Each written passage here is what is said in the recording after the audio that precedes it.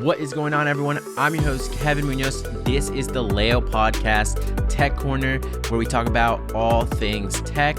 For today's tech news episode, I have 4 juicy stories for you.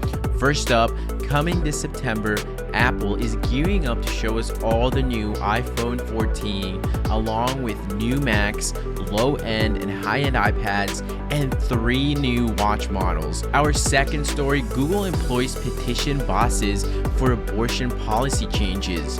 For our third story, China against the recently passed Chips and Science Act in the United States.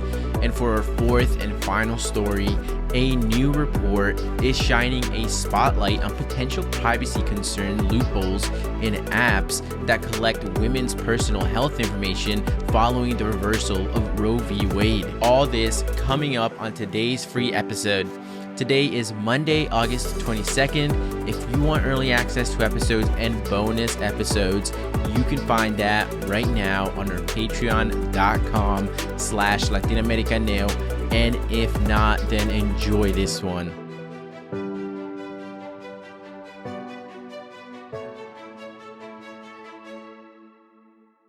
For our first story, coming this September, Apple is gearing up to show us all the new iPhone 14, along with the new Macs, low-end and high-end iPads, and 3 whole new Apple Watch models. Personally, I'm most excited for the Apple Watches. I absolutely love mine for working out and tracking my runs, and I only have the 3rd generation, so I'm actually excited to go over with you guys what's brand new in these new models coming next month. Now, as some of you might know, Apple goes pretty hard on their yearly events when showing off the new world, their new products.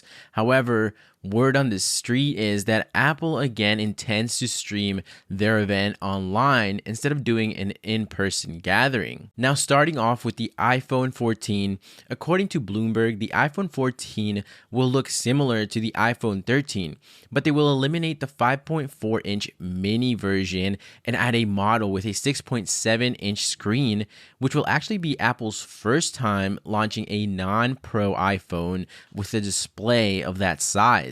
Now, it does look like they are planning bigger changes for the iPhone 14 Pro line. Apple will replace the front-facing camera's cutout, which we know as the notch, with a pill-shaped hole for Face ID sensors and a hole punch-sized area for the camera, which would result in slightly more screen space. They are also adding a faster chip to the iPhone 14 Pro, but will keep the A15 chip from the iPhone 13 in the regular iPhone 14 models. The most significant change for the iPhone 14 Pro will be the camera system, which will look slightly bigger to us. The Pro models are going to gain a 48 megapixel wide-angle camera along with a 12 megapixel ultra-wide and telephoto sensors. They are also planning on improvements to video recording and the battery life. Now, moving on to my favorite, and as I mentioned earlier, what I'm really excited for is the Apple Watches known as Series 8. Apple will be adding features for women's health and body temperature sensors. I think tracking your health is important, especially for women, but my only concern for women's health especially, and also something that I'll be talking about later in today's episode, is the concerns of privacy revolving around period tracking and pregnancy apps. As for the temperature sensors, I'm really looking forward to that feature and was honestly surprised that it wasn't already a feature in earlier versions of the Apple Watch. The standard watch will apparently look similar to those of Series 7, but the new Pro model will be targeting sportier consumers, which, like I said, is the only reason I love the Apple Watch, so I'll definitely be eyeing this one. The Pro model will have a larger display, rugged titanium case, new fitness tracking features, and more battery life. They are also planning on a new Apple Watch SE, which will be a low-cost smartwatch option with a faster chip. Also coming to September is iOS 16, which is the software that will be running on the next iPhones, and watchOS 9, the next Apple Watch operating system.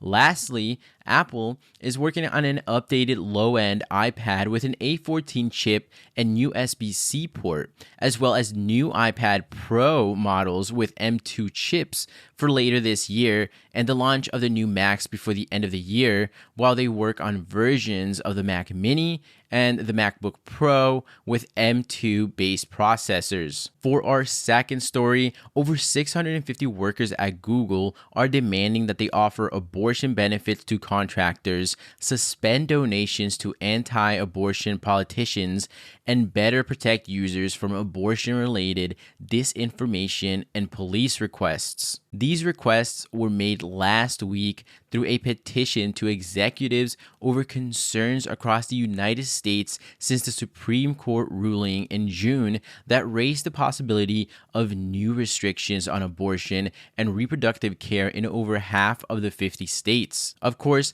there's no word from Google on the petition, but many companies, including Google, have established policies to assist employees seeking abortions. The workers at Google said temporary staff and contractors also should receive those benefits. Benefits like reimbursements for travel to states where the procedure remains legal. Alphabet, which is the parent company of Google, employs over 174,000 people globally, has said that although it sets some standards, it cannot fully dictate policies of outside vendors. The petition also mentions that Alphabet shouldn't direct political contributions towards groups and candidates campaigning to restrict abortion access. Google's already paused at least once before in 2021 after the January 6th attack on the US Capitol. They said that it would pause donations to the Republicans who voted against certifying that Joe Biden won the election. Petitioners also demand that user searches concerning abortion on Google must never be saved, handed over to law enforcement, or treated as crime, along with echoing demands from abortion advocates who for years have said that Google should remove search results for crisis pregnancy centers which attempt to dissuade people from abortion, to which Google did respond, saying that it does remove misleading results that are reported. Don't go anywhere. We'll be right back after this quick break. You're listening to the Leo Podcast. I'm Kevin Munoz. Support for today's episode comes from my Patreons. If you enjoy the show and are looking for bonus content and to further support the show, then head on over to patreon.com/latinamericaneo or visit my website latinamericaneo.org to join the growing Leo Podcast community, because the learning doesn't stop with this episode. There's also some sick merch on my website, everything from shirts, coffee mugs, and tote bags. All info will be at the bottom in the show notes. Now let's get back to today's episode. For our third story, China recently lashed out at a $52 billion program to expand American chip making, saying that the landmark blueprint contains elements that violates the fair market principles and that it targets Beijing's own efforts to build a semiconductor industry. Now, this all came about because of the U.S. CHIPS Act that was signed into law this month and part of an overall package of incentives worth in excess of $200 billion intended to give China's rivals a helping hand. The U.S. legislation contains clauses that specifically prohibit companies that receive funding from expanding production of advanced chips in China. So this means that companies would be forced to choose between the U.S. and China when looking at it long term. The exceptions only apply to expanding facilities related to legacy semiconductors and not cutting-edge chips. These would be companies like Qualcomm and Intel that produce premium processors for PCs and smartphones, not legacy chips. The restrictions brought on by this act serve to guard against potential for Chinese companies to copy cutting-edge technologies, but Beijing says that the chips bailout is discriminatory. In the past years, the US has ramped up a campaign to try and contain China's chip-making ambitions, which is a source of increasing frustration to Beijing. Washington is even tightening restrictions on the country's firms, increasingly limiting the kind of chip-making equipment that American companies can export to Chinese customers, while also enlisting allied countries so that key suppliers like the Netherlands, ASML, Holding NV, and Japan's Nikon Corp join a technology blockade. Sales by domestic chip sector, the largest, grew 18% in 2021, though that's expected to slow to 15% this year as the economic slowdown and COVID lockdowns impact the demand. The passing of the CHIPS Act came about a time when China's leadership is increasingly frustrated with its year-long failure to develop semiconductors that can replace U.S. circuitry despite allocating more than $100 billion to the sector. China President Xi Jinping planned to invest trillions of dollars to strengthen the country's tech sector and reduce reliance on foreign suppliers, an investment that could be compromised by current economic uncertainty. China's economy is still struggling to ramp up from COVID-19 closures, with manufacturing falling to a 5-month low in April. Beijing's response to the CHIPS Act could come in the form of product embargoes or enforced regulations. For our fourth and final story for today, a new report is shining a spotlight on potential privacy concern loopholes in apps that collect women's personal health information following the reversal of Roe v. Wade. This report that was released last Wednesday by the Mozilla Foundation, a nonprofit organization that advocates for online privacy, concludes that among the 25 popular reproductive health apps, most apps were actually found to have very vague privacy policies surrounding how they will share data with law enforcement. 18 of the products earned Mozilla's label of privacy not included. So what this means is that users' data may not be secure, and 8 failed to meet the foundation's minimum security standards. Among the apps that were examined by Mozilla staff researchers were pregnancy apps, period trackers, wearables, and all products that collect personal reproductive information like weight, birth plans, pregnancy journals, and doctor appointments. The only app, Yuki, spelled E-U-K-I, was ranked in Mozilla's best of the category. The app Natural Cycles earned a commendable mention by Mozilla. Other wearables and apps that rank near the top of Mozilla's list include Garmin, Apple Watch, Whoop Strap 4, Oura Ring, and Fitbit. According to Jen Coltride, a co-author of the report, anything that you share is no longer secure, and that's just an expectation that we should all have if we share something with these apps and it's not stored locally.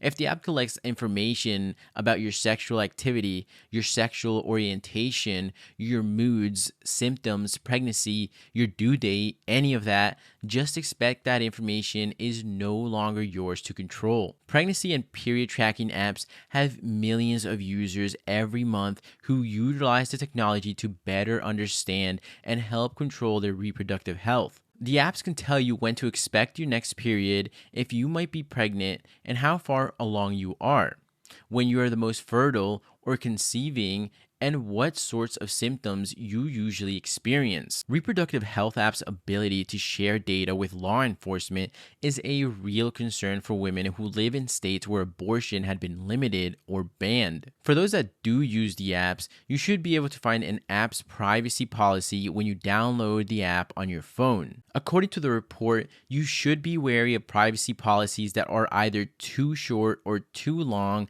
and if companies can't clearly articulate what data they're collecting, how they're using that data, and who they're sharing that with, then it's definitely a red flag. Also, if you download an app and can't find a privacy policy, then you probably shouldn't download that app. Additionally, apps that are made by companies based in Europe actually tend to have tighter privacy restrictions than companies based in other locations, which does include the United States. That's all for today on the Leo Podcast. I'm Kevin Munoz, and as always, feel free to send me a message with your thoughts or with any interesting topic that you'd like to see covered. And for those of you on Patreon, I will see you in the bonus episode. Otherwise, I'll see you all in next week's episode.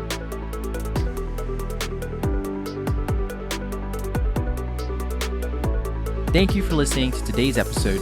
If you enjoyed it, please share it with a family or a friend and rate it 5 stars on Apple Podcasts and Spotify. It helps tremendously in order to bring more awareness and educational resources to our community. For more information and to stay up to date with what I'm doing, you can follow me on Instagram at Latinoamericaneo. And if you need more information and resources, you can visit my website, latinoamericaneo.org. I'm Kevin Munoz. This has been the Leo Podcast, and I'll see you next time.